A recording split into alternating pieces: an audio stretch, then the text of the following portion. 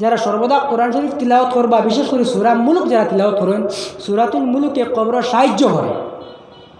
ও মুসলমান, আমরা মারা যাইমু, আমি আপনার সামনে আয়াত বলেছিলাম, কুল্লু নাফসিন যায়িকাতুল মউত, প্রত্যেক মানুষ মারা যাইবা।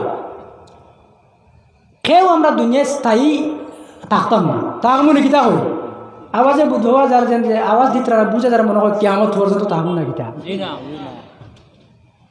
কোনো সময় দেখা যায় মা বাবার সামনে আওলাদর আপনার জান কবজ হয়েছে বা আওলাদ মারা গেছেন, ছোট ভাই তো বড় ভাই মারা যায়, বড় ভাই সামনে ছোট ভাই মারা যায়, জমিন হইতে রে ভাই সিরিয়াল আছে, জমিন তিন বিদায় নিতে কোনো ধরনের কোনো সিরিয়াল নাই। আজকে ওয়াইসা বকলেও আপনারা সিরিয়াল মোতাবেক দিতে। আমার পরেও তো রাতাবাড়ির সুনামধন্য শিক্ষক কারি নজরুল ইসলাম সাহেব আইবা, একটা সিরিয়াল আছে না, প্রত্যেকটা জিনিসের মধ্যে সিরিয়াল আছে, কিন্তু একটা জিনিসের কোনো সিরিয়াল নাই, যে জিনিসের নাম এটা হলো মৌত। কিতা মৌত। আপনি মারা যাইবাই, আমি মারা যাইম, মারা যাওয়ার পরে মানুষের যদি আফসোস নাই, আল্লাহ আপনার একজন মায়ার বন্ধা জমিন তিন বিদায় নিছেন, আল্লাহ তোমার বন্ধা জমিন তাকালীন মানুষের ফায়দা হয়েছে। এইভাবে মানুষের যদি আফসোস করো, আল্লাহর বন্দার আফসোস, আল্লাহর বন্দাগুলোর আফসোসের কারণে আল্লাহর বন্দার কবর রাজাওয়াল্লাহ মায়া ভরে নাইবা। হোক না সুবহানাল্লাহ। मौत उसकी जिसका करे ज़माना अफसोस, यूँ तो सभी आए हैं मरने के लिए। मौत আমরা সবার মৌত হইব, কিন্তু মৌতুল হাসার লগর মৌত ও মানুষের মৌত উসকি করে জিসকা জমানা আফসোস।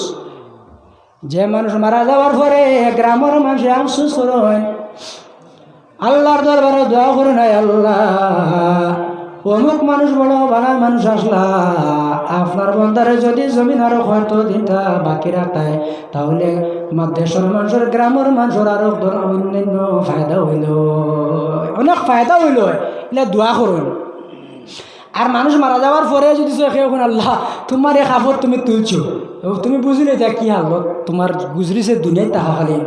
এর জন্য আল্লাহর বন্দাগণ, আমরা কেউ স্থায়ী না, অস্থায়ী। এই জমিনের মধ্যে আল্লাহ আমরা অস্থায়ী দিছেন, একদিন আমরা জমিন তিন বিদায় নেওয়া লাগবো।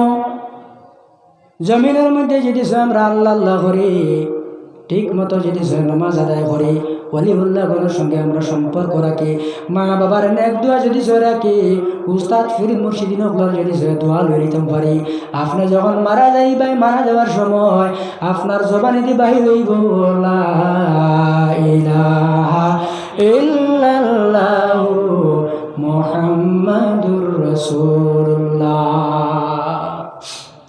আল্লাহর নবী ফরমান, মানুষ মারা যাওয়ার সময় মান কানা আখিরু কালামি লা ইলাহা ইল্লাল্লাহু ফাদাখালাল জান্নাহ।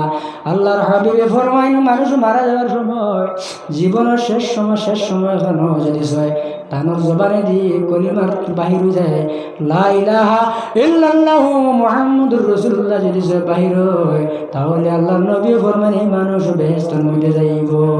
আল্লাহুম্মা সাল্লি আলা